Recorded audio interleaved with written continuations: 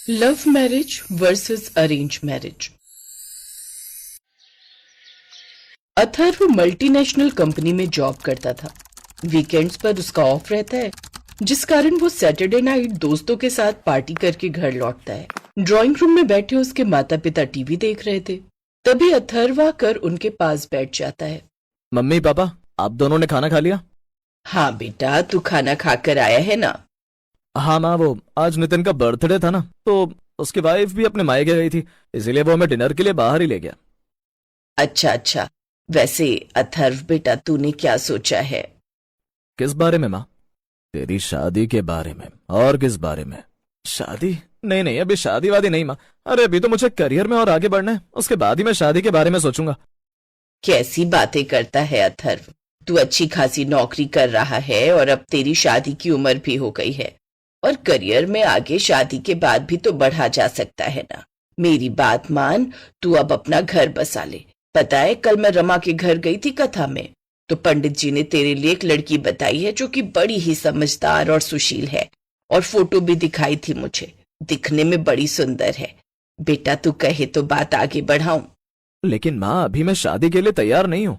तू नहीं चाहता अथर्व कि तेरे माँ बाप जीते जी अपने बेटे के हाथ पीले कर सके? माँ, तुम फिर इमोशनल हो गई। ओके फाइन, अब आप चाहती हैं कि मैं घर बसा लूं तो ठीक है, मैं शादी के लिए तैयार हूँ, लेकिन मेरी एक शर्त है। कैसी शर्त? शादी मैं अपनी पसंद की लड़की से ही करूंगा, यानी कि लव मैरिज। Love marriage? हाँ, मेरे ऑफिस में एक लड़की है, मैं उसे पसंद करता हूँ और हम दोनों शादी करना चाहते हैं। क्या तू लव मैरिज करेगा? नहीं, बिल्कुल नहीं। देखा नहीं था लव मैरिज में लड़कियां क्या हाल करती हैं। मेरठ वाला नीले ड्रम का केस भूल गया तू? उन दोनों की भी लव मैरिज की हुई थी, फिर भी कैसे उसने अपने ही पति को उस चिलगोजे के लिए नीले ड्रम में टुकड़े टुकड़े करके डाल दिया था और सीमेंट से भर दिया था। ना पापा ना, मुझे तो बड़ा डर लगता है तब से इस लव मैरिज से। और तू तो मेरा एक ही बेटा है, तुझे कुछ हो गया तो मैं तो जीते जी मर जाऊंगी।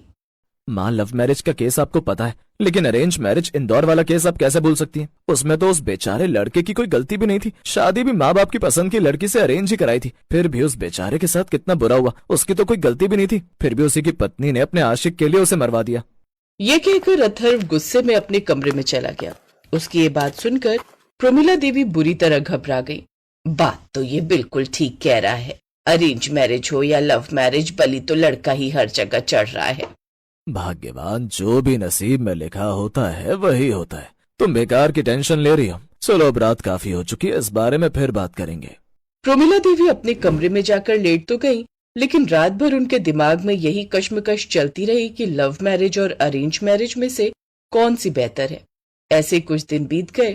फिर एक दिन, माँ तुम क्यों चिंता करती हो? वैसे एक सोल्यूशन है मेरे पास आपकी प्रॉब्लम का। वो क्या? क्यों ना हम आपकी पसंद की लड़की और भैया की पसंद की लड़की दोनों को रेस्टोरेंट में बुलाकर उन दोनों से मिले। उनके बिहेवियर और बातचीत करने के ढंग से हमें इतना आइडिया तो मिल ही जाएगा कि कौन सी लड़की भैया के लिए बेहतरीन है। शायद तू ठीक कहती है, अब यही चारा है हमारे पास। मैं अथर्व से इस बारे में बात करती हूँ और पंडित जी से भी। प्रमिला अथर्व से इस बारे में बात करती है और अपनी माँ की बात मानने के अलावा उसके पास कोई ऑप्शन भी नहीं था। बेटा तू दोनों ही लड़कियों को संडे वाले दिन 5 बजे रेस्टोरेंट में बुला ले, अब आगे का फैसला वहीं होगा। अथर्व अपनी गर्लफ्रेंड दिव्यांशी को फोन करके बुला लेता है, तो वहीं प्रमिला भी पंडित से कहकर उन लड़की वालों को फोन कर देती है। अथर्व अपने पूरे परिवार के साथ रेस्टोरेंट पहुंचता है, जहां कुछ देर बाद एक बड़ी ही खूबसूरत लड़की, जिसका नाम दिव्यांशी होता है, अपने माता पिता के साथ आती है। देख अथर्व, वो लड़की आ गई है ना, बिल्कुल चांद का टुकड़ा। माँ, ये तो... क्यों, हो गया ना उसको देखते ही पागल? कहा था ना मेरी पसंद के आगे तू अपनी पसंद को भूल जाएगा। अरे माँ, आपकी और मेरी पसंद एक ही है। मतलब ये कि यही वो लड़की है दिव्यांशी जिसे मैं प्यार करता हूँ और शादी करना चाहता हूँ। क्या मतलब? अब दोनों परिवारों को ये बात पता चल चुकी थी कि लव मैरिज और अरेंज मैरिज वाली लड़की एक ही है। तभी दिव्यांशी अथर्व के माता पिता के पांव छूती है। नमस्ते आंटी जी। नमस्ते अंकल जी। हाँ हाँ, नमस्ते नमस्ते। लेकिन एक बात बता बेटी, अगर तू इस नालायक से प्यार करती है तो फिर अपने माँ बाप के कहने पर अरेंज मैरिज के लिए क्यों तैयार हो गई? क्योंकि आंटी जी, अपने मम्मी पापा को ये सब बताने की हिम्मत मुझ में नहीं थी। सच कहूं तो मैंने तो कभी सोचा भी नहीं था कि मैं किसी से प्यार भी करूंगी, लेकिन अथर्व औरतों की जो इज्जत और रिस्पेक्ट करता है ना, वो सचमुच में काबिले तारीफ है। और उसके इसी नेचर की वजह से कब उसने मेरे दिल में जगह बना ली मुझे पता ही नहीं चला।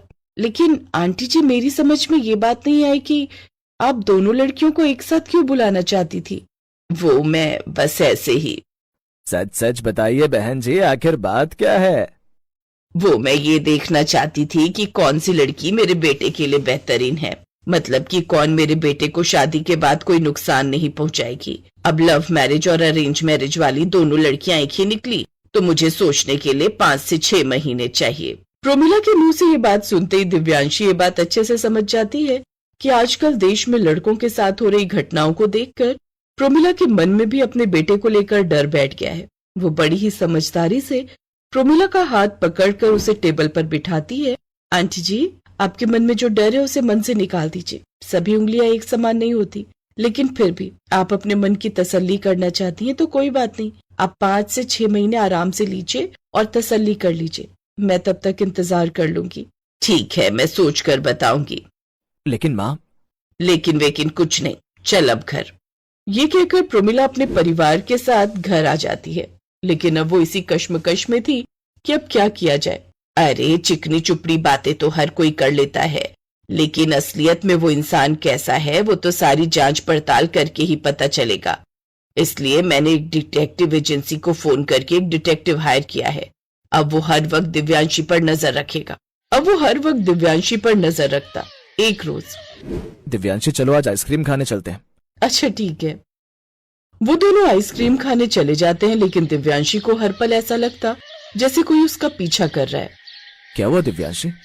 नहीं, कुछ नहीं, बस ऐसे कुछ दिन बाद एक रोज अपनी सहेलियों के साथ वो शॉपिंग पर जाती है।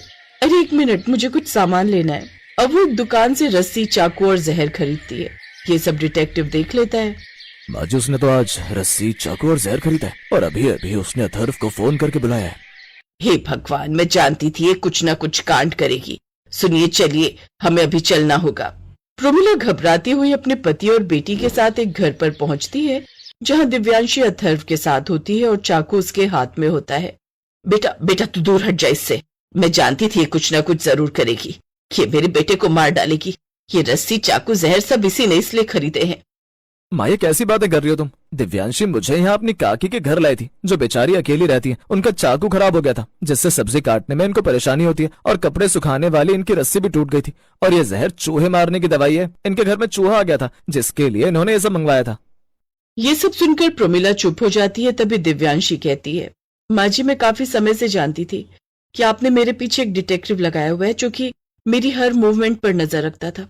मैं क्या करती हूँ, कहाँ जाती हूँ, किससे बात करती हूँ, मेरे दोस्त कौन है, यहाँ तक कि मेरे फोन की कॉल डिटेल सब निकलवा ली।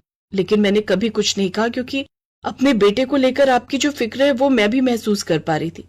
लेकिन माँ जी, देश में हो रही कुछ घटनाओं ने लव मैरिज और अरेंज मैरिज दोनों पर से विश्वास खो दिया है। लेकिन इसका मतलब ये नहीं कि हम हर लड़की को शक की नजर से देखें। मैं अथर्व से बहुत प्यार करती हूँ और उसके लिए ये सब सोच भी नहीं सकती। उसकी बातें सुनकर अब प्रोमिला को अपनी गलती का एहसास होता है और वो दिव्यांशी से माफी मांगती है। लव मैरिज और अरेंज मैरिज में कोई बड़ा नहीं, बल्कि बड़ा वो होता है जो रिश्ते को निभा सके।